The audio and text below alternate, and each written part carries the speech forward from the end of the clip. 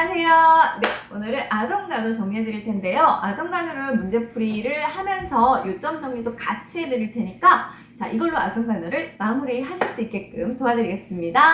자, 시작합니다. 자, 1번. 성장과 발달의 특징에 대한 설명으로 옳은 것은 1. 눈으로 확인할 수 있고 치수로 잴 수 있는 신장 및 체중의 증가는 발달에 해당한다. 2. 성장은 기능과 기술의 증가를 의미하며 발달에 비해 환경적 요소에 의한 영향을 더 크게 받는다. 3. 특수한 면에서 일반적인 면으로 발달한다. 4. 몸의 각 부분은 각자 다른 속도로 성장한다. 5. 몸의 말초에서 중심으로 발달한다. 자, 우선은요, 성장의 정의, 발달의 정의를 보시자면 성장이라는 것은 양적인 변화. 그러면 발달이라고 하는 것은 질적인 변화. 이렇게 보시면 되세요. 나 키가 컸네. 이건 뭐야? 성장. 저번에는 내가 손으로 물건을 잡았는데 이번엔 던질 줄도 알아. 자, 그렇다면 뭐야? 발달입니다. 이렇게 하나하나 질적인 건지 아니면 양적인 건지 잘 보시면 양적인 건 뭐라고? 성장. 질적인 건 뭐라고? 발달. 자, 그러면 우리 몸이 발달을 할 때는 일반적인 것에서 특수한 거로 바뀝니다. 처음에는 팔을 뻗었지만 나중에 젓가락질을 할 수 있는 것처럼요. 그리고 몸이 중심에서 말초로 바뀐다. 먼저 팔을 뻗고 손가락을 움직이는 것처럼요. 자, 2번. 출생 후 신체 성장이 가장 빠른 시기에 꼭 이루어야 할 중요한 요소는 바로 영아기 때를 의미하는 거죠. 1번 신뢰감, 2. 자율감, 3. 성취감, 4. 주도성, 5. 친밀감입니다. 바로 영아기 때 0에서 1세 때인데요. 수유를 통해서 신뢰감을 느끼고 혹은 이때 불신감을 느끼기도 한다라고 했어요. 자율감은요, 유아기 때를 뜻해요. 1살에서 3살이에요. 배변을 통해 자율성과 수치감을 느끼게 되죠. 주도성은 학령 전기라 그래서 학교 가기 전입니다. 3살에서 6살. 운동을 통해서 주도성과 죄책감을 배우게 되죠. 자, 3번. 영아의 성장 발달에 대한 설명으로 옳은 것은 자, 1번. 신뢰감이 발달하지 못하면 열등감이 형성된다. 2. 생후 6개월 후 잡아주면 앉기 시작한다. 3. 생후 1년이 되면 출생 시 체중의 3배가 된다. 4. 영아기 동안 시각, 청각, 미각의 발달이 완성된다. 5. 일광욕은 오전 11시 이후와 오후 3시 이전이 좋다. 자, 영아들은요, 우선 신뢰감, 아까 뭐라 그랬죠? 불신감이에요. 열등감이 아니고, 그죠? 그 생후 6개월 후에 잡아주면 앉기 시작하는 게 아니라 혼자서도 앉습니다. 체중은요, 3개월 때 2배, 돌잔치 갔더니 체중이 3배, 이렇게 외우시는 거예요. 100일 잔치 때 몸무게가 몇 배? 2배, 돌잔치 갔더니 몇 배? 3배. 그렇다면 신장, 키는요, 돌잔치 할 때 가보면 1.5배 커져 있습니다. 우리 태어날 때 50cm, 돌잔치 할 때 75cm 이렇게 보시면 되죠. 영원 동안 이런 모든 감각이 발달할 수는 없고요. 일광욕은요, 오전 11시 이전, 오후 3시 이후 한 5분 정도가 적당합니다. 자, 4번입니다. 영아의 성장 발달에 대한 설명으로 옳지 않은 것은 1번. 생후 1년이 되면 출생 시 신장이 1.5배가 증가한다. 2. 생후 9에서 10개월부터 다른 사람의 반응에 모방적 표현을 한다. 3. 생후 6개월 경에는 밤에 12시간 정도 잠을 자고 낮에 3, 4시간 정도 낮잠을 잔다. 4. 8, 9개월에는 숟가락을 정확히 잡고 가지고 놀 수 있다. 5. 배변 훈련은 영아기 때 시작한다. 답이 5번이에요. 옳지 않은 겁니다. 그러면 옳은 것들로 여러분은 공부하시기 참 편해요. 그쵸? 배변 훈련인데요. 요거 시험제 잘 나오잖아요. 대변 같은 경우는 돌잔치 하면서부터 해요. 그래서 아기들이 걷기 시작하는 12에서 18개월 동안에 대변을 어쩌면 이제 가는 연습을 해요. 대변 하루에 한 번 뻥 하니까 아기들이 가리기 편하거든요. 이렇게 훈련을 한 몇 달 하다 보면 이제 소변을 가리기 시작을 하죠. 소변은 16개에서 24개월이고요. 밤에 소변 가리는 거는 3, 4세가 지나야지 가능합니다. 그리고 배변 훈련 일반적으로 아까 얘기했던 영아기 때가 아니라 유아기인 1살에서 3살에 시작을 하고 끝냅니다. 자, 5번입니다. 출생 후 3, 4일부터 시작되어 체중이 5에서 10% 정도 감소했을 경우 간호 방법으로 옳은 것은 자, 포인트죠. 3, 4일 5에서 10% 감소. 근데요, 요때는 무조건 체중이 빠져요. 그쵸? 그거를 생리적 체중 감소 이렇게 얘기합니다.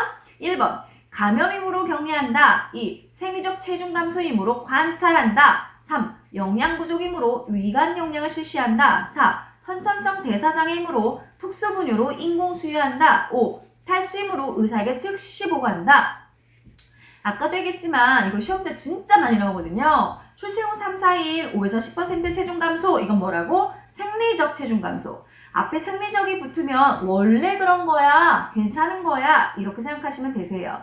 원인은요 대부분 모체 호르몬의 상실이 가장 크고요. 또 하나는 아기는 MPO 타임이 꽤 길었죠. 금식 시간이 있었기 때문에 들어가는 건 없는데 나가는 태변 배설, 소변 배설은 계속하기 때문입니다. 그래서 인텍보다 아웃풋이 많기 때문이다. 자, 그렇게 이제 보시고요. 6번을 보세요. 소천문과 대천문이 닫히는 시기로 옳은 것은 제가 이거 주관식으로 했어요.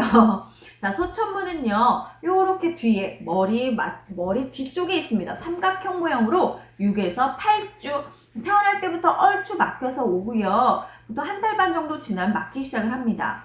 대천문은요, 머리 앞쪽에 있습니다. 전두골 쪽에 있는데요. 마른 목골 모양입니다. 돌잔치하고 그때부터 막히기 시작한다 이렇게 외우시는데요. 대천문은 대부분 뇌의 성장 발달을 위해서 천천히 닫히게 됩니다. 자, 7번입니다. 생후 10일 된 아기의 맥박이 155회, 호흡이 55회 분일 때 간으로 오른 것은 우선 신생아들 바이탈 사인을 알아야겠죠? 맥박의 정상 범위는 120에서 150회 불규칙합니다. 그러면 호흡은요? 35에서 50회고요. 복식 호흡을 하면서 불규칙합니다. 자, 요거 확인하고 1번 즉시 의사에게 보고한다. 정상 범위에서 약간 벗어났을 뿐인데 2번 산소를 투여한다. 3. 정상임으로 그대로 둔다. 4. 울고 난 이후의 상태가 아닌지 확인 후 계속 관찰한다. 5. 입에 고여있는 분비물을 흡인한다. 자, 여기서요 여러분 3번을 많이 찾으실 수도 있는데요. 아닙니다. 딱 정상이라고 가정할 수는 없어요. 신생아인 경우에는. 그래서 아기가 방금 울었는지 호흡수가 증가됐으니까 울었는지 확인하시고 수면 중에 다시 체크하시는 게 맞습니다. 8번 신생아 활력 증상에 대한 설명으로 옳지 않은 것은 1번 흉식 호흡을 한다. 2. 액과 체온은 보통 36.5에서 37도이다. 3. 최고 혈압은 80에서 90이다. 4. 호흡은 불규칙하며 35에서 50회이다. 5. 맥박은 불규칙하고 빠르며 120에서 150회이다. 자, 신생아 바이탈은요. 제일 중요한 건 호흡이에요. 복식 호흡을 합니다. 흉식 호흡은 호흡 곤란을 의미하거든요. 그리고 체온은 애과 체온으로 많이 측정하는데요. 겨드랑이요. 37도까지가 정상입니다. 그리고 아가들의 혈압은 우리가 수축기만 봅니다. 80에서 90이고요. 자, 호흡은 아까도 얘기했지만 약간 불규칙하고요. 50회까지 봅니다. 맥박은 살짝 불규칙해도 괜찮습니다. 120에서 150회입니다. 9번 신생아 생리적 황달에 대한 설명으로 옳은 것은 1. 신장 기능의 미숙으로 인해 발생한다. 2. 광선요법이나 교환 수혈로 교정한다. 3. 생후 2에서 3일경 나타났다가 7일 이후에는 거의 사라진다. 4. 20% 정도의 신생아에게만 발생한다. 5. 핵황달이라고도 한다. 자, 우선은 아까도 얘기했지만 생리적 체중 감소, 생리적 황달 그럼 다 원래 왔다 가는구나 이렇게 생각하시면 되세요. 단지 이유가 뭐냐면 신장 기능의 미숙이 아니라 간 기능 미숙입니다. 간이 미숙해서 아직 음식물을 먹지 않았잖아요. 그래서 생기는 황달입니다. 그러니 별 치료가 없어도 좋아집니다. 자, 여기 있는 교환 수혈이랑 방선요법은요. 대부분 이제 병리적인 황달, 핵황달일 때 나타나는 거고요. 이때 치료 방법으로 합니다. 자, 생후 2, 3일에 나타났다가 일주일 정도면 거의 없어진다. 자, 생리적 황달은 며칠? 생후 2, 3일 음식물을 먹고 소화가 되면서부터 생긴다 생각하시면 되고요. 일주일이면 거의 간이 제 기능을 하기 시작을 하기 때문에 황달이 없어집니다. 얼마 정도의 신생아가 생기냐면 10명 중에 최소 5명에서 7명 정도가 생겼다가 없어집니다. 10번 신생아에게 나타난 증상 중 의사에게 즉시 보고해야 할 증상으로 옳은 것은 1. 하품 2. 재채기 3. 기저귀의 붉은 소변 4. 출생 12시간 후 황달이 발생한 경우. 5. 하루 20시간 정도 잠을 자는 경우. 자, 나머지 보시면 3번만 좀 확인하자면 기저귀에서 붉은 소변을 보는 거는요. 우리 몸에 노폐물이 빠져나갈 때 요소요산이나 이런 게 빠져나갈 때 좀 붉은 색깔을 띠는 경우가 있고요. 또 하나 여자 아가들은요. 가성생리라 그래서 모체의 호르몬을 배출합니다. 실제로 생리하듯이 이렇게 붉은색으로 나오고 있어요. 아무 이상 없습니다.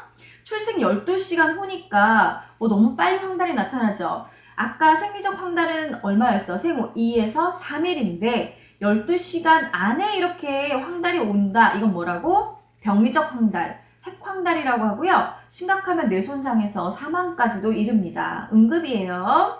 자, 11번. 용혈성 황달로 광선요법을 받고 있는 환아에게 제공해야 할 간으로 옳은 것은 광선요법입니다. 1번. 눈을 보호하기 위해 안대를 해준다. 2. 피부를 보호하기 위해 옷을 입히고 시행한다. 3. 치료가 끝날 때까지 수분 공급을 제한한다. 4. 치료를 위해 위관 영양을 시행한다. 5. 빌리루빈 수치가 정상이 될 때까지 절대 환아를 인큐베이터 밖으로 꺼내지 않는다. 자, 용혈이라는 거는 적혈구 파괴고요. 적혈구 파괴되다 보면 빌리루빈이라는 게 생겨요. 왜? 적혈구 찌꺼기가 바로 빌리루빈이거든요. 그것이 피부로 침착이 됐을 때 그걸 황달이라고 하고요. 광선요법을 받을 정도면 얼른 이 빌리루빈을 쪼개서 소변으로 빼내기 위한 치료인 거예요. 근데 이 광선을 아가는 누워서 그대로 빛을 보기 때문에 눈, 실명까지도 될 수 있습니다. 그래서 눈을 보호하기 위해 안대를 착용하는 게 1번이고요. 남자 아가들은요, 기저귀 착용을 안 하는 경우에 아예 불임이 될 수도 있어요. 그래서 기저귀 착용을 반드시 해야 됩니다. 그리고 광선이 피부를 계속 쐬야지만 빌리루빈이 잘 빠지겠죠. 그러니까 옷을 다 벗습니다. 기저귀 착용과 안대를 제외하고는. 그리고 계속해서 체위 변경을 해주게 되죠. 치료가 끝날 때까지 물을 많이 먹습니다. 그래야지 소변으로 빌리루빈이 빠져나가기 때문이죠.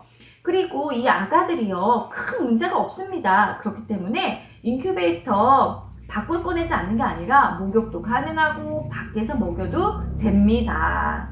자, 12번. 출생 24시간 이내에 배설하기 시작하여 3, 4일간 지속되는 암록색의 끈적끈적하고 냄새가 없는 변. 자, 1번 혈변, 2 태변, 3 이행변, 4 흑색변, 5 녹색변.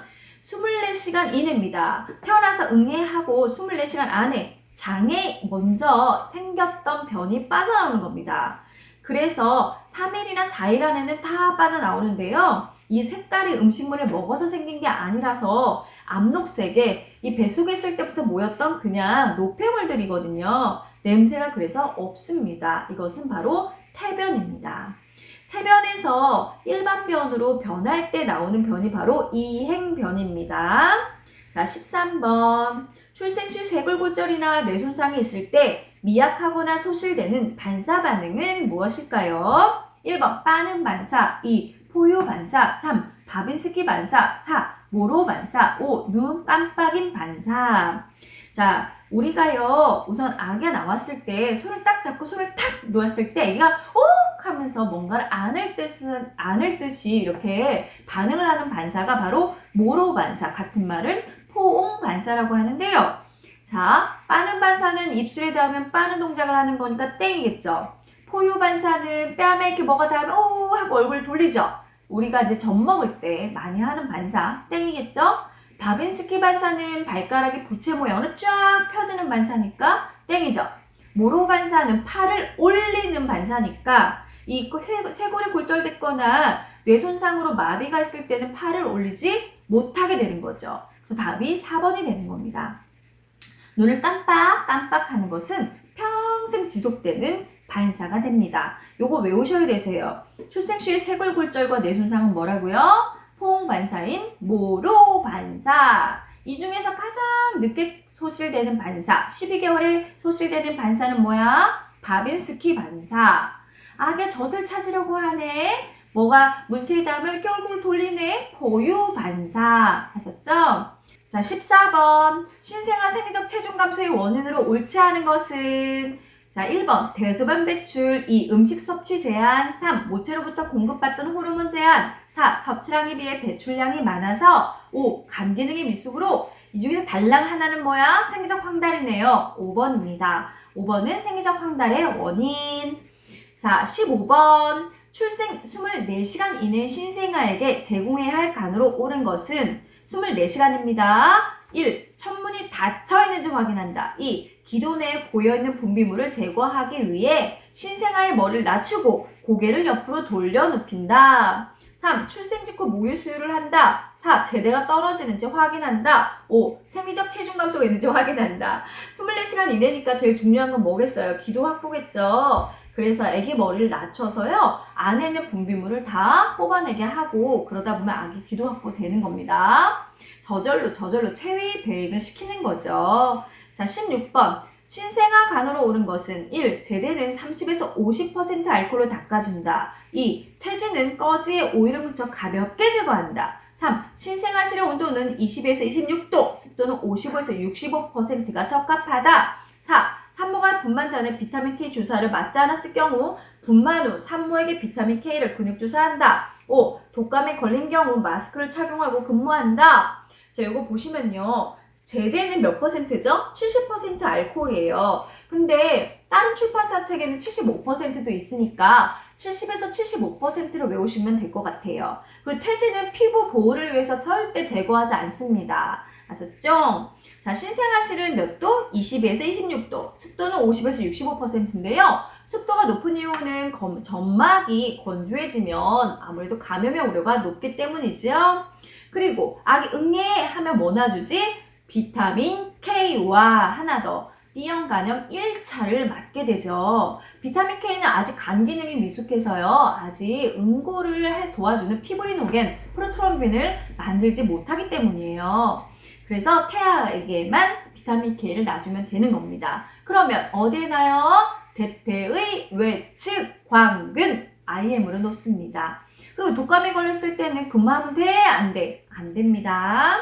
자, 17번. 얼굴이 창백하고 우유를 토하는 신생아를 발견하였을 때 간호조무사가 즉시 취해야 할 행동으로 옳은 것은 1. 아기를 안고 간호사에게 달려간다. 2. 산소를 공급하며 간호사를 부른다. 3. 흡인을 하며 산소를 공급한다. 4. 아기를 우측이나 보기로 눕히고 등을 두드리며 간호사를 부른다. 5. 아기의 입에 손가락을 넣어 구토를 유발시킨다. 자, 아기가 토하고 있고 창백해요. 그러면 기도로 넘어가면 큰일 나겠죠. 그러니까 등을 두드려서 얼른 이물질을 배출시키는 게 가장 중요합니다. 답이 4번이네요. 자, 18번. 생후 1분의 맥박 120회. 신생아의 손에 간호조무사의 손가락을 쥐어주었더니 강하게 잡고 있고 팔과 다리가 굴곡되어 있다. 몸 전체가 분홍색. 강하게 오는 신생아 아프가 스코어는 1번 10점, 2번 9점, 3번 8점, 4번 7점, 5번 6점. 누가 봐도 10점이죠. 제가 이거 점수 한번 다시 해드리겠습니다. 맥박이 100회 이상이니까 2점. 손가락을 꽉 줬네. 반사 줬네. 2점. 그 다음에 팔다리가 쫙 굴곡돼 있네요. 그쵸? 2점. 몸 전체가 분홍색. 2점. 응애! 강하게 울었네요. 호흡이 좋네요. 2점. 합해보면 10점. 하지만 7점 이하는 우리가 대부분 7점에서 10점까지는 양호하다 하지만 그 이하는 응급처치가 필요한 경우가 많은데요. 0에서 3점은요. 정말 초응급입니다. 자, 19번. 신생아 임균성 안염을 예방하기 위해서 자, 옳은 겁니다. 1번. 안대를 해준다. 2. 2% 붕산수를 눈에 넣어준다. 3번. 3% 과사른 수소수를 눈에 넣어준다. 4. 젠티안 바이오레스를 눈에 넣어준다. 5. 1% 질산은 테트라사이클린, 에리스롬마이신 중 하나를 눈에 넣어준다. 답은 당연히 5번 1% 질산은이죠. 자, 신생아 임균성 안염은요. 엄마가 임질일 때 산도를 통해 감염되는 거잖아요. 응애 하자마자 바로 1% 질산은을 첨적합니다. 자, 20번입니다. 신생아가 감염되기 쉬운 부위는 주관식이죠. 가장 약하고 감염되기 쉬운 부위는 어디야? 눈입니다. 그래서 눈은요, 목욕할 때도 가장 먼저 닦이잖아요. 안에서 바깥으로 닦습니다. 피부 건조하면 감염될 우려 높아서 로션, 오일 듬뿍 바르고 태지 제거 안 하잖아요. 제대절단 부위입니다. 제대를 절단한 부위는 뭘로 소독하라고? 알코올 70에서 75% 알코올로 소독을 합니다. 자, 21번. 신생아관으로 옳지 않은 것은 1번. 제대박동이 정지되면 제대를 결찰하고 절단한다. 2. 반응이 없고 사지가 축 늘어진 신생아를 발견하면 즉시 악의 호흡을 확인하고 간호사를 부른다. 3. 감염 예방을 위해 가장 중요한 것은 뭐야? 손 씻기이다. 4. 잘못된 방법으로 수유를 하게 되면 흡인성 폐렴이 유발된다. 5. 신생아는 유문 관략근이 약해서 잘 토하므로 수유 꼭 트림시킨다. 뭐가 틀렸을까요? 많이 틀렸을 것 같은데 여러분이 답이 5번입니다. 자, 우리가 식도 쪽의 조임근은 뭐야? 분문부고요. 밑에 12장 쪽의 조임근은 뭐야? 유문이에요. 유문부예요. 그러니까 토하는 거니까 당연히 유문관략근이 아니라 분문관략근이 되는 거죠. 자, 트림은요 반드시 계셔야 돼요. 가스와 함께 우유도 같이 올라오는데 문제는 이 우유가 기도 쪽으로 넘어가기 때문입니다. 그래서 트림은 잘 시키신다. 알았죠? 자, 22번. 신생아 목욕에 대한 내용으로 옳은 것은 1. 목욕 시간은 30분이 적당하다. 2. 다리에서 머리 방향으로 시킨다. 3. 수유 후에 목욕한다. 4. 목욕물 온도는 팔꿈치를 담가 측정한다. 5. 40도 이내의 물을 이용하고 태지는 부드럽게 벗겨낸다. 옳은 겁니다. 답이 4번이네요. 목욕 시간은요 5에서 10분입니다. 왜냐하면 체온 조절이 미숙해서 감기 걸리거든요. 2번을 보시면 다리에서 머리가 아니라 머리에서 다리고 특히나 얼굴 중에서도 눈 먼저입니다. 수유를 우리가 목욕하고 하셔야 아가들이요 훅 자는 것도 있지만 수유 전에 그러니까 수유를 하고 나서 목욕을 해버리면 애가 구토를 할 수 있어요. 그건 굉장히 위험한 거예요. 그래서 우리가 수유 전에 목욕하고 목욕 후에 수유하시면 됩니다. 자, 목욕물 온도는 어디로? 팔꿈치. 몇 도 정도 되냐면 37.8에서 40.6도 정도. 그러니까 40도 내외의 물로 하시면 되고요. 그런데 5번 보시면 태지를 벗겨낸 데서 틀린 겁니다. 태지는 벗겨내지 않습니다. 자, 23번입니다. 초유에 대한 설명으로 옳지 않은 겁니다. 자, 1번. 단백질과 면역이 충분히 함유되어 있고 초유 속의 염분이 태변 배설을 돕는다. 2번. 초유를 먹이면 설사를 할 수도 있으므로 먹이지 않는다. 3. 성숙류에 비해 당분은 적고 면역, 비타민 A, 단백질이 많다. 4. 분만 2-3일간 분비된다. 5. 약간 끈적하고 노르스름하다. 자, 옳지 않은 걸 고르시는 거예요. 답이 2번입니다. 자, 초유 속에는요, 우선 염분이 들어있어서 태변 배설을 돕습니다. 언제쯤 만들어지나요? 뒤에 있죠? 2-3일경에 만들어지고 있어요. 얘는요, 설사가 아니라 태변 배설 도우니까 아주 좋은 거거든요. 그래서 2번이 틀렸고요. 여기에는요, 당분, 성숙류에 비해서는 당분이 약간 적지만 그 속에 면역도 많이 들어있고 비타민 A나 단백질이 많습니다. 자, 여기서 헷갈리시면 하나 안 되는 게 있어요. 성숙류와 우유를 비교했을 때 단백질은 우유에 더 많다. 요거 조심.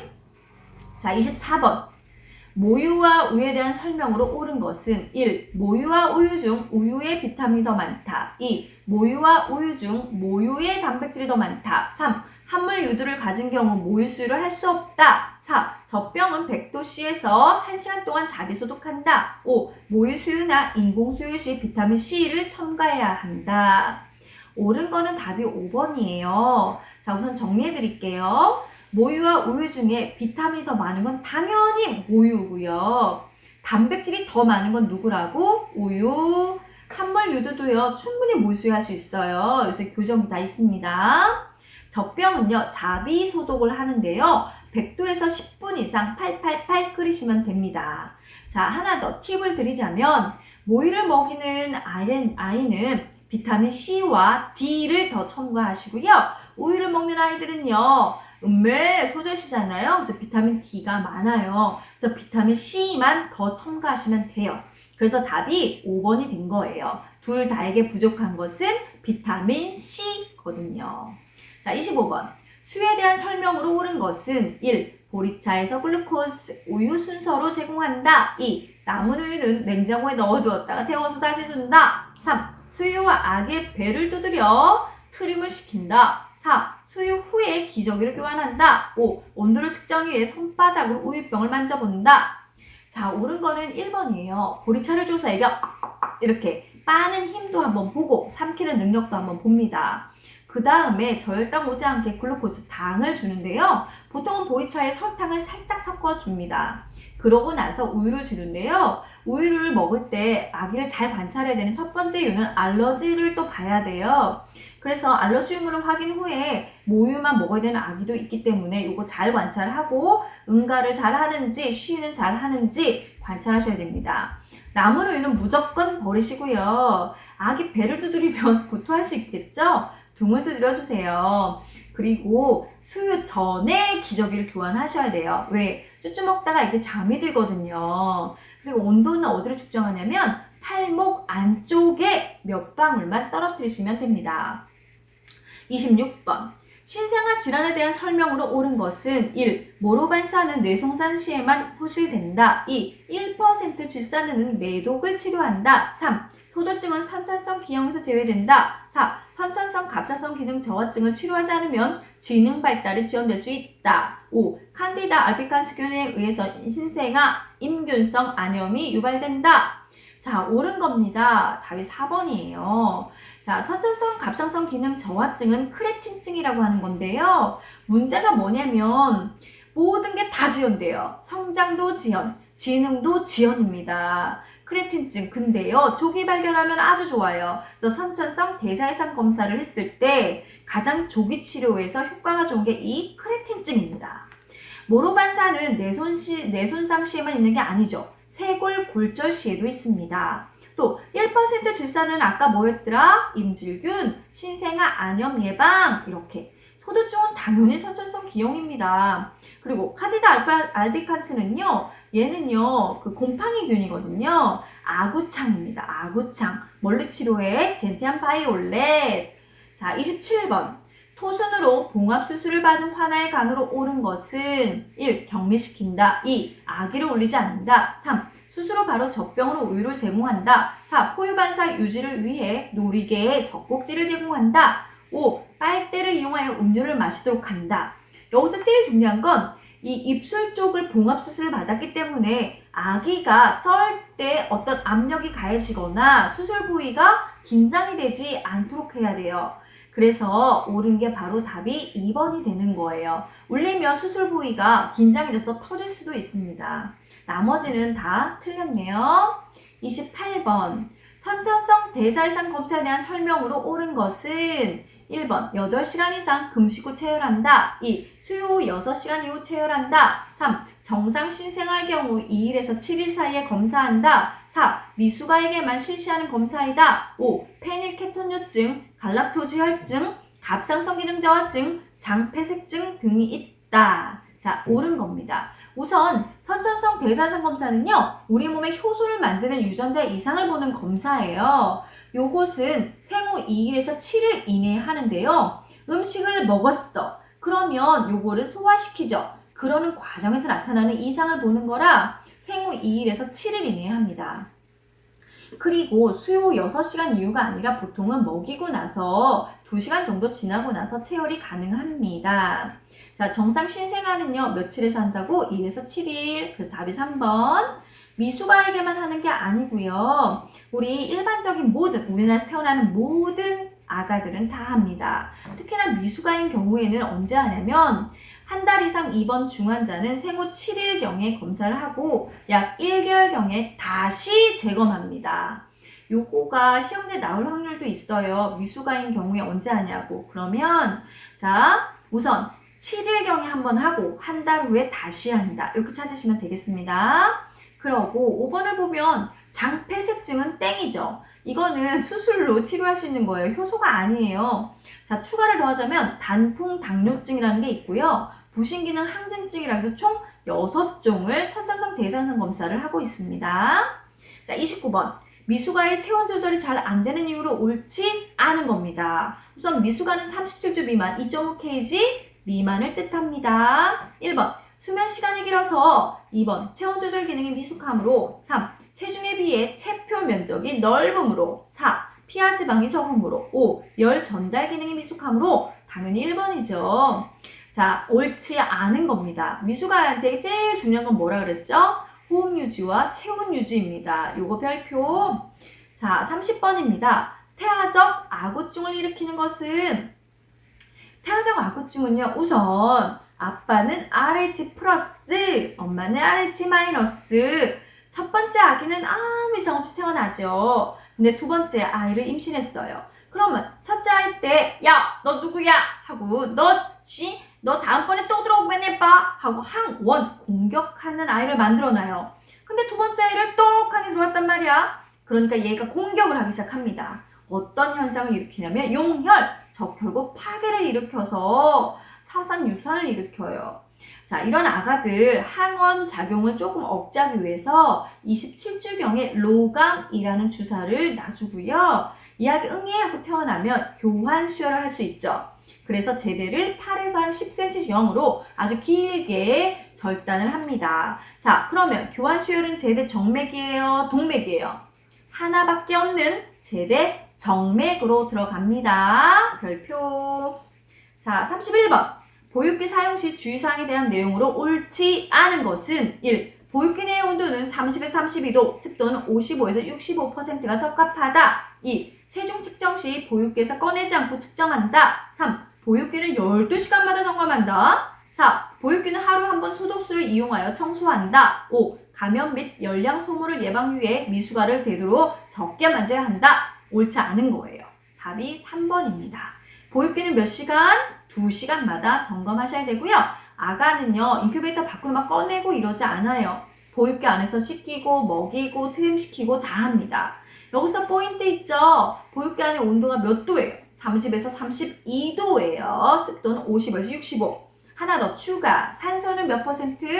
30에서 40% 이하. 별표. 왜 그럴까요? 수정체 후부 섬유 증식증이라고 하는 실명이 될 수 있기 때문에 고농도 산소를 절대 주지 않는다. 자, 32번. 미숙아에게 위관을 통해 영양공급을 받아야 하는 이유로 옳은 것은 1. 연화반사 미숙으로 흡인성 폐렴의 위험이 높으므로 2. 소화 능력이 저하되었기 때문에 3. 고칼로리 유동식을 제공하기 위해 4. 감염 위험성을 낮추기 위해 5. 인큐베이터에서 생활해야 하므로. 답이요. 옳은 거잖아요. 1번입니다. 미숙아는 아직 꿀떡. 이 연화반사가 제대로 이루어지지 않아서요. 잘못하면 기도로 넘어가요. 그러면 어떤 일이 벌어져? 질식이거나 혹은 흡인성 폐렴이 일어나서 처음부터 위관을 꽂습니다. 그리고 또 하나는 아기를 빨리빨리 키워야 돼요. 몸무게를 늘려야 돼요. 그래서 열량 소모도 줄여야 되니까 우리가 콧줄을 그냥 끼는 겁니다. 자, 33번. 오잉? 방금 했는데, 그죠? 보육기에서 오랫동안 고농도의 산소를 공급받은 미숙아에게 발생할 수 있는 합병증으로 옳은 것은 자, 뭐라고요? 답은 2번. 수정체 후부 섬유 증식증. 자, 그럼 시험 문제가 역으로 나올 수 있겠죠? 요것을 예방하는 가장 좋은 방법은 하면 뭐예요? 저산소 공급입니다. 몇 퍼센트? 30에서 40% 이하. 이렇게 하시면 되세요. 자, 34번. 파상풍 환아의 간호에 대한 설명으로 옳은 것은 1. 2시간마다 체위 변경을 하며 말을 걸어준다. 2. 경련 시 팔, 다리를 압박하여 외부 손상을 막아준다. 3. 경련 시 억지로라도 서랍장을 입에 끼운다. 4. 방을 밝게 한다. 5. 호흡근 마비 증상을 주의 깊게 관찰한다. 우선 파상풍이라고 하는 건 호흡 마비를 일으켜요. 그쵸? 자, 3대 증상 있죠? 몸이 뒤로 휘는 후궁반장, 씩 우는 듯한 조소, 마비 같은데 마비가 아닌 가정마비. 자, 하나같이요. 우리가 호흡근 마비를 일으키시는 증상들이에요. 아기를 자극하시면 절대 안 됩니다. 그래서 체위 변경 이렇게 하고 막 말을 말 걸고 막 이런 거 안 되고요. 막 이렇게 압박을 하는 것도 안 되고요. 서랍장을 강제로 끼워도 안 됩니다. 방을 밝게 하면 안 되는 이유가요. 이것마저도 자극이 되기 때문입니다. 가장 중요한 건 뭐다? 호흡근 마비 증상을 잘 관찰한다입니다. 만약에 이러다가 마비 증상이 있으면 어떻게 해야 돼? 즉시 보고예요. 즉시 보고. 35번. 신생아가 목을 가눌 수 있는 시기로 오른 것은 목을 가누는 거 언제 하나 볼까요? 자, 1개월은 대부분 반사운동이 일어나고요. 자, 2개월에서 3개월 사이에 목을 가눕니다. 그리고 5개월 때 되면 애기가 뻐덕뻐덕 엎드려서 몸을 막 흔들어요. 뒤집으려고요. 자, 자, 7개월 때는요, 붙잡아주면 설 수도 있어요. 그죠? 혼자 서기도 해요. 근데 못 걸어요, 여러분. 진짜 걷는 건 10개월이 지나야 가능하죠. 12개월에는 혼자서 걷는다. 자, 그 다음에 36번. 영화의 기저귀 발진간으로 옳은 것은 1. 알코올을 닦는다. 2. 발진 부위에 항생제를 바른다. 3. 물로 씻긴 후 파우더를 뿌린다. 4. 비누를 사용하여 청결히하고 접히는 부위를 깨끗이 하고 건조시킨다. 5. 기저귀를 단단히 채워 공기가 통하지 않도록 한다. 자, 기저귀가 발진이 생겼어요. 그럼 어떻게 해야 될까? 뻘개졌어요. 그럼 그냥 청결히 하고 깨끗하게만 하시면 됩니다. 답이 4번인데요. 여러분들 항생제를 찾으실 수 있겠죠? 이거는 뭐냐면 기저귀 발진 간호가 아니라 기저귀 치료입니다. 치료. 그래서 항생제를 처음부터 바르는 게 아니라요. 발진이 심해져서 치료해서 사용하는 게 바로 항생제다. 요거 조심하셔야 됩니다. 자, 37번입니다. 이유식에 대한 설명으로 옳은 것은 1. 새로운 음식을 추가할 때는 5일 정도 간격을 둔다. 2. 충분한 영양 공급을 위해서 여러 음식을 섞어준다. 3. 생후 3개월부터 이유식을 시작한다. 4. 이유식 전에 우유를 먼저 준다. 5. 알레르기 예방을 위해 달걀과 우유 등을 가장 먼저 시작한다. 자, 이유식은요, 우선 아기가 우유로만으로는 안 돼요. 이제 몸집도 커지거든요. 그래서 철분성, 결핍성 빈혈이 올 수 있어요. 그러니까 음식을 줄 건데, 자, 보통 6개월 때 하악, 유중, 절치라고 해서 치아가 올라오기 시작을 해요. 그때부터 시작하시면 됩니다. 새로운 음식은요, 하나하나 천천히 추가하시는데 그 이유 뭐다? 알러지 반응을 보기 위해서예요. 아나필락시스가 올 수도 있거든요. 그래서 한 가지 음식은 보통 3일에서 7일 정도 꾸준히 먹여보시면 좋습니다. 자, 그 다음에 이유식 전에 우유를 주면 안 되겠죠. 이유식 먼저 먹이고 그 다음에 약간 모자란 건 이제 우유로 채워주시면 되세요. 그리고 이유식의 순서인데요. 가끔 요게 나왔었어요. 제일 먼저 과일, 그 다음에 야채, 그 다음에 고기예요. 여러분들 보통 야채 생각하세요. 과일이 너무 달지 않나? 그게 문제가 아니에요. 과일을 먼저 먹여서 소화 과정을 먼저 보시는 건데요. 알러지 반응도 보셔야 되는데요. 바나나가 가장 좋습니다. 그 다음에 이제 야채를 하나하나 넣어보는 거예요. 그리고 소화 괜찮네. 그 다음에 고기예요. 자, 순서 뭐라고? 과일, 야채, 고기. 자, 38번. 철분, 결핍성 빈혈이 잘 오는 시기는 아까 언제라고요? 아기 몸집이 커지게 되죠. 6개월 정도 되면 태아기 때 저장되었던 철분이 거의 다 빠져요. 그리고 아기는 성장 속도는 굉장히 빨라요. 그러니까 고형 시기로 바꿔줘야 되니까 2번인 6에서 24개월이 되는 거죠. 자, 39번. 영유아 접종 중 가장 먼저 실시하는 예방접종은 자, 디프테리아 언제 맞죠? 2, 4, 6. 소아마비 언제 맞아? 2, 4, 6. B형간염 응애 하자마자 0, 1, 6. 그래서 답이 B형간염이네요. 결핵은요 4주 이내입니다. 폐렴구균 2, 4, 6.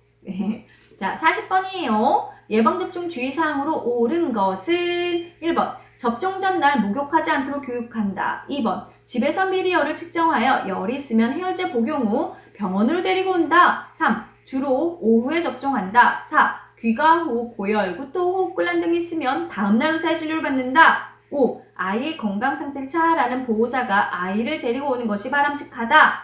자, 옳은 거잖아요. 접종 당일은 목욕하지 않습니다. 요로에서 틀렸고. 또 집에서 열을 쟀는데 열이 나면 어떻게 해야 돼? 예방접종 하시면 안 돼요. 왜? 열이 있다는 건 뭐라고? 감염 상태를 의미할 수 있다고. 그리고 예방접종을 항상 오전에 해요. 그 이유가 오후에 애기 관찰을 하고 빨리 응급실 가려고요. 귀가하고 나서 애기 이상해. 조금이라도 이상해. 호흡곤란이라도 와. 그럼 아나필락시스잖아요. 즉시 진료를 받아. 그래서 오전에 가는 겁니다. 그럼 누가 데려가요? 할머니가 키우는데 할머니가 데려가는 거고, 엄마가 키우는데 그럼 엄마가 데려가는 겁니다. 왜? 예방접종에서 우리가 작성할 게 많아요. 아이 상태를 가장 잘 알아야지 예방접종 후에 우리가 케어를 어떻게 하는지도 같이 의사하고 상의할 수가 있어요. 답이 그래서 5번이 되는 겁니다. 41번. 생후 6개월 아이에게 이미 접종되었을 예방접종끼리 묶인 것은 자, 1번 인플루엔자, 소아마비, A형 간염 있잖아요. 인플루엔자는 이제 24개월이 지나고 나면 인플루엔자는 독감이기 때문에 매년 놔주면 돼요. 근데 너무 빨리 놓지는 않아요. 소아마비 246이잖아요. 폴리오 A형은 언제야? 12에서 36개월이에요. 자, 2번. 소아마비, 비형간염, BCG입니다. 소아마비 언제야? 246. 비형간염 언제야? 016. BCG 4주. 그러니까 6개월 애기니까 딱 2번이 답이네요. 3번. MMR, 일본 내염, 폐렴구균. MMR이 뭔데? 홍역, 볼거리, 풍진이죠. MMR은 12에서 15개월이에요. 일본 내염은 12에서 36개월이에요. 폐렴구균은 246이에요. 땡. 4번. DPT, 디프테리아, 백일의 파상풍. 언제 맞아? 246. A형 간염 언제 맞아? 12에서 36개월. 수두는 12에서 15개월입니다. 5번. 장티푸스는 고위험군만 그때 접종하시면 되고요. 백일에는 DPT잖아요. 자, 246. 풍지는 MMR이잖아요. 12에서 36개월입니다. 42번. 1에서 3세의 정상 유아에게 나타날 수 있는 행동 특성으로 옳지 않은 것은 자, 1에서 3세예요. 1번. 분노 발작을 보이기도 한다. 늘 사용하던 물건만 고집한다. 3. 거절증, 의식적인 행동, 양가 감정 등이 나타난다. 4. 친구와 함께 있는 것을 좋아한다. 5. 분리불안이 지속된다. 요 때는요, 엄마밖에 몰라요. 친구보다. 그래서 답이 4번인데요. 옳지 않은 거예요. 자기 애착 물건 너무너무 좋아하고, 시겨! 이거 많이 하기 시작합니다. 그러면서 울다가 웃다가 막 이러고요. 분리불안이 굉장히 심해서 엄마와 떨어지는 걸 가장 무서워합니다. 자, 그러면 43번입니다. 고열 완화를 위한 간으로 옳은 것은 1. 미온수 목욕은 체온보다 2도 높은 물로 시작한다. 2. 70% 알코올을 사용하여 마사지를 해준다. 3. 오한이 있더라도 얼음찜질을 지속한다. 4. 수분 섭취량을 줄인다. 5. 옷을 벗기고 서늘한 환경을 제공한다. 우선 열이 나면 무슨 목욕? 미온수 스펀지 목욕. 별표. 자, 미온수 목욕은요, 체온보다 2도 낮게 해요. 왜냐하면 너무 낮으면 오한이 오거든요. 오한이 오면 열이 더 나잖아. 자, 열이 너무 높아. 40도가 넘었어. 그때 알코올 마사지 해주죠? 30에서 50% 알코올입니다. 근데 알코올의 단점은 뭐예요? 피부가 건조해진다. 오한 덜덜덜덜 떨고 있을 때 얼음찜질 계속하면 큰일 나요. 저체온증에 빠지거든요. 위험합니다. 물 많이 먹여요. 순환량을 늘려서 소변량을 늘리면 그만큼 내 몸의 감염력이 떨어지기 때문이에요. 자, 옷을 벗기고 서늘한 환경 중요하죠? 44번. 심한 설사라는 환아에게 가장 우선 공급입니다. 자, 1번 고단백식이, 2. 수분과 전해질, 3. 수혈, 4. 염분, 철분, 5. 열량, 비타민. 자, 심한 설사예요. 쫙쫙 설사하네요. 그럼 몸에서 뭐가 많이 빠져나갔을까? 수분과 전해질인데 이 중에 전해질이라 하면 뭐야? 칼륨. 별표. 심한 설사고 심한 구토면 탈수가 되니까 가장 중요한 수분 그리고 전해질을 빨리 공급해줘야겠네요. 안 그러면 샥에 빠지겠죠? 45번. 감기를 앓은 영아에게 중이염이 흔히 오는 이유는 이건 그냥 외우십시다. 이관, 유스타키오관이 어떻다고? 짧고, 곧고, 넓다. 다시 뭐라고? 짧아, 고다, 넓어. 그래서 누워서 수유를 하다가 애가 어치! 하면은 그 우유 찌꺼기나 음식물 찌꺼기가 바로 이관을 타고 뒤로 갑니다. 그래서 중이염이 흔합니다. 시험지 이렇게도 나와요. 자, 이런 아기들에게 주의사항은 하면 누워서 수유하지 않는다가 답입니다. 앉아서 먹어야겠죠? 46번. 입원한 영유아에게 경구 투여를 돕는 방법으로 옳지 않은 겁니다. 1번. 약을 먹은 직후 토하면 의사나 간호사에게 보고한 후 지시에 따라 행동한다. 2. 영유아는 점적기를 주는 것이 바람직하다. 3. 약을 거부할 경우 주사 방법을 바꿔준다. 4. 상체를 상승시키고 먹인다. 5. 쓴 약은 달다고 거짓말하지 않는다. 자, 여러분들 엄마들이 여기서 거짓말 진짜 많이 하는데 그죠? 약을 먹은 직후 빨리 토하는 대로 바로 보고하셔야 돼요. 왜냐하면 이 약이 정말 중요한 약일 경우에는 어떤 방법, 다른 투여 방법을 찾아야 되거든요. 그리고 아가들 같은 경우 점적기를 주는 이유는 기도로 넘어갈 수 있어요. 왜냐하면 이거 삼키는 능력이 떨어지기 때문이에요. 약을 거부하면 너 주사 놓는다 이러면 돼, 안 돼? 안 돼요. 그래서 무조건 주사 방법을 바꾸는 건 아닙니다. 이것도 의사의 오더에 따라서입니다. 땡! 자, 당연히 상체는 상승시켜야 돼요. 누워서 먹으시면 큰일 납니다. 그리고 너 이거 쓴 약인데 이거 달다 하면 돼, 안 돼? 안 돼요. 거짓 부렁하시면 안 돼요. 그리고 또 하나 주의사항이 있습니다. 우유에, 분유에 약을 타지 않는다예요. 별표. 왜 그럴까요? 우유는 아이의 주식이에요. 근데 거기다가 약을 탔으니 이제 이 아이가 믿겠냐고. 그래서 절대 약을 타지 않습니다. 47번.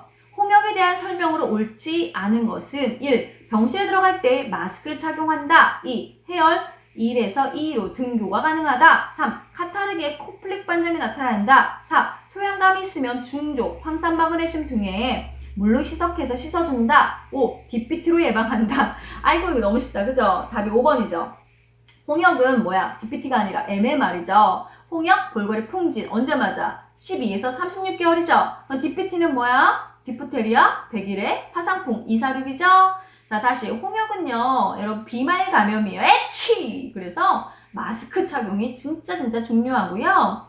열이 났을 때는 절대 등교하시면 안 돼요. 왜냐면 이때 많이 감염시킬 수 있습니다. 가장 중요한 시험지에 가장 많이 나오는 거, 초기에 카타르기에 입 안에 또도도도도도도 코플릭 반점이 나타나죠. 그러니까 엄청 소양감이 심하기 때문에 미온수 목욕 중요하고 중조, 황산 마그네슘, 전분 목욕 외우세요. 다시 소양감 완화시키는 목욕, 다시 미온수, 중조, 황산 마그네슘, 전분 목욕입니다. 기본간호랑 같이 하세요. 자, 그러면 홍역에 이에 대한 합병증도 가끔 시험지에 나오니까 비말 감염인 경우는 대부분이 폐렴을 가지고 있어요. 그래서 폐렴이 흔하고 중이염이 생기고 뇌염도 생길 수 있다예요. 자, 48번. 수도 완화를 위한 간호입니다. 옳은 거예요. 1번. 다른 아이와 함께 놀게 한다. 2. 비누를 사용하여 미온수를 목욕시켜 소양감을 감소시켜준다. 3. 손톱을 짧게 자르고 손에 장갑 억제대를 적용한다. 4. 꽉 끼는 옷을 입는다. 5. 수포가 있던 자리에 가피가 형성되고 반드시 바늘을 남긴다. 수두예요. 수두는 우리 수포성 대상포진 바이러스를 가지고 있는데요. 12에서 15개월에 예방접종 하잖아요. 그쵸? 수두 같은 경우에 비말 감염도 가능하고 점막 분비물도 가능합니다. 그래서 다른 아이들과 함께 노시면 안 되고요. 아까 너무너무 간지러워. 그러면 미온수는 맞아. 하지만 비누는 쓰지 않습니다. 자극이 돼서 더 간지럽거든요. 손톱을 왜 짧게 자르냐면 길어서 막 긁으면 2차적인 피부 감염이 생기기 때문이에요. 그래서 손에 멀기와 장갑 억제대, 이거는 홍역도 마찬가지고 아토피도 마찬가지예요. 소양증에는 간지러워서 긁을 때는 장갑 억제대. 근데 또 수액도 맞고 있고 수액도 막 뜯으려고 하고 장갑도 막 벗어제끼면 뭐야? 우리 팔꿈치 억제대로 바뀌겠지요? 자, 수두는 특히나 얘 같은 경우는 수포가 발생 초기일수록 전염성이 진짜 강하거든요. 근데 딱지가 생기면 전염은 되지 않아요. 그리고 물방울 모양의 수포를 가지고 있죠. 자, 꽉 끼는 옷은 아무래도 피부 자극이 흔하니까 너무 심하니까 느슨하게 옷을 입히고 반드시 바늘이 뭐냐면 흉터. 반드시 흉터가 남지는 않아요. 아셨죠? 자, 49번입니다. 호흡기 질환으로 기침이 심한 환아가 입원하고 있는 병실의 환경관리. 자, 기본간호에서도 맨날 나왔다. 그쵸? 일반 습도 40에서 60인데 호흡기 질환자 얼마야? 50에서 60%죠? 왜 이렇게 습도가 높아? 점막이잖아. 점막 감염, 점막 손상을 줄이기 위해서예요. 방 안의 온도는 지금 기침하고 있는데 낮게 하면 더 추워서 큰일 나지. 춥지 않게 해주고 몇 도 정도 좋을까? 22에서 보통 23도, 20에서 23도 이 정도로. 밤에는 뭐야? 18도죠? 이불 덮고 있으니까. 습도 아까 뭐라 그랬지? 50에서 60%예요. 일반 습도는 얼만데? 40에서 60%죠.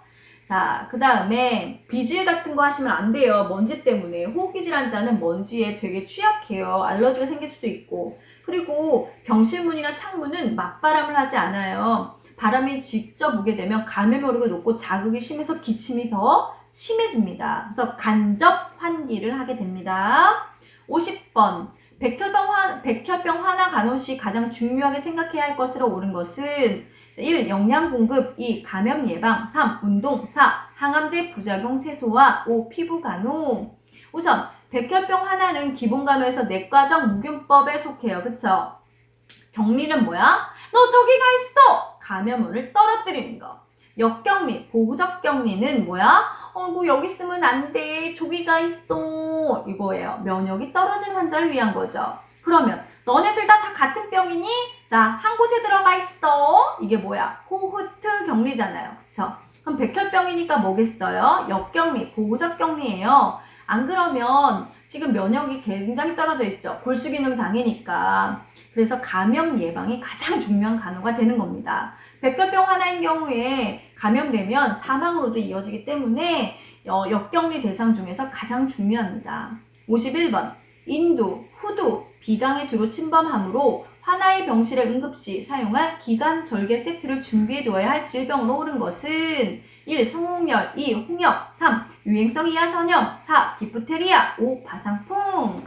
자, 성홍열은요 우선 딕 테스트, 피내 주사를 할 수 있고요. 성홍열의 특징 뭐야? 했을 때 딸기 모양의 혀. 자, 딸기 모양의 혀라는 건 혀가 빨갛다는 건 목이 지금 팅팅 부었다는 소리예요. 그쵸? 인후통. 이때 뭐 먹어? 차가운 유동식. 자, 홍역 아까 얘기했죠. 카타르기의 코플릭 반점이 특징이고 유행성 이하선염은 같은 말로 볼거리예요. 얘는요, 레몬을 여기 입에 갖다 대면 쉬어! 이러면서 통증을 일으켜. 여기 이하선에 타액선 중에 가장 크기 때문에 염증이 생기면 굉장히 이 입 주변까지 다 부어 있어요. 너무 아프겠죠? 삼키기도 힘듭니다. 근데 유행성 이하선염에서 중요한 거 뭐라 그랬죠? 합병증, 고환염, 난소염. 디프테리아는요, 이렇게 말하는 후두에 뭐가 생겨요? 위막이 생겨서 결국에 기도 쪽이 좁아지게 되니까 호흡곤란으로 이어지죠. 그럼 빨리 기관 절개를 해야 합니다. 그래서 디프테리아 진짜 위험해요. 그래서 기관 절개 세트부터 준비한다. 52번 원인을 알 수 없는 설사로 입원한 아동의 간으로 옳지 않은 것은 원인을 아직 모릅니다. 1번 기저귀 발진을 예방하기 위해서 회음부를 건조시킨다. 2. 배설물을 따로 분리해서 처리하도록 한다. 3. 반드시 구강으로 수분 섭취량을 증가시킨다. 4. 빠른 욕구 충족을 위해 필요시 노리개 젖꼭지를 물려준다. 5. 천문, 함몰, 피부 긴장도 저하, 핍뇨 등의 탈수 증상을 주의 깊게 관찰한다. 옳지 않은 거죠. 원인을 모르게 계속 설사를 해. 그럼 장이 우선 쉬어야 돼요. 그죠? 그래서 MPO. 만약에 탈수가 심하다면 IV, 정맥주사로 수분을 넣어줘야 돼요. 자, 그래서 3번이 틀렸네요. 원인을 모르니까 우선 원인을 모를 때는 격리 처리하는 게 가장 중요합니다. 그리고 설사 쭉쭉 하니까 기저귀 발진이 심하겠죠. 그러니까 발진간호도 같이 들어가고 아가들 같은 경우는 빠른 욕구 때문에 노리개 젖꼭지를 물려주기도 합니다. 그리고 대천문이 함몰되겠죠. 그리고 소변량은 줄어들겠죠. 탈수가 생길 수 있습니다. 하나 더 추가. 이럴 때 칼륨이 많이 빠지게 되니까 혈액검사도 같이 하는 경우가 많습니다. 그것보다 먼저 원인을 모르니까 격리하셔야겠죠. 자, 53번. 계절에 맞지 않는 지저분한 옷을 입히고 학교뿐만 아니라 집 밖으로 나가지 못하게 하는 학대 유형으로 옳은 것은 1. 유기, 2. 방임, 3. 신체적 학대, 4. 정서적 학대, 5. 자기방임입니다. 우선 유기는요, 버리는 거예요. 방임은요, 방치예요. 말 그대로. 그러니까 답이 2번인데요.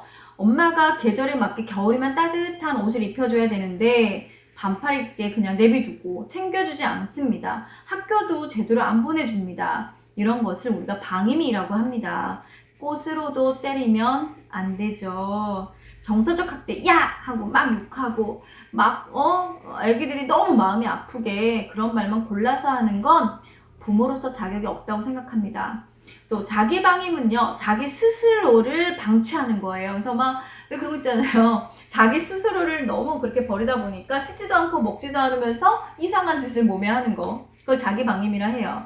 자, 여러분들 주변에 아동학대 확인하시면 어떻게 해야 돼요? 어디에 신고해요? 112! 아셨죠? 112에 신고해주세요. 아동 간호도 굉장히 길었어요. 그죠? 자, 요걸로 해서 어느 정도 정리가 되신 것 같습니다. 아이고, 내용도 많았어요. 고생하셨어요. 자, 여러분들이 이런 메이저 과목에서 먼저 점수를 따셔야 되기 때문에 이런 거 먼저 정리를 해드렸습니다. 자, 열심히 문제 1강부터 10강까지 쭉 들으신 다음에 아동, 그 다음에 모성 이런 식으로 들으시는 게 더 효과적일 거고요. 나 근데 그건 잘 이해가 안 돼. 그러면 요점 속속이나 그 다음에 제가 또 총알 촥 배송했잖아요. 그거 보시면 좋을 것 같습니다. 자, 여러분들 남은 기간 동안 더 화이팅 하실게요. 화이팅! 근데 뭐부터 자꾸 하냐고 물어보던데 문제풀이를 먼저 봐야 점검목이 끝나지. 맞죠? 그거 먼저 보고 과목 보시는 겁니다. 안녕. 구독 알죠? 주변에 많이 많이 소개시켜주세요. 자, 여러분 사랑합니다. 힘내세요.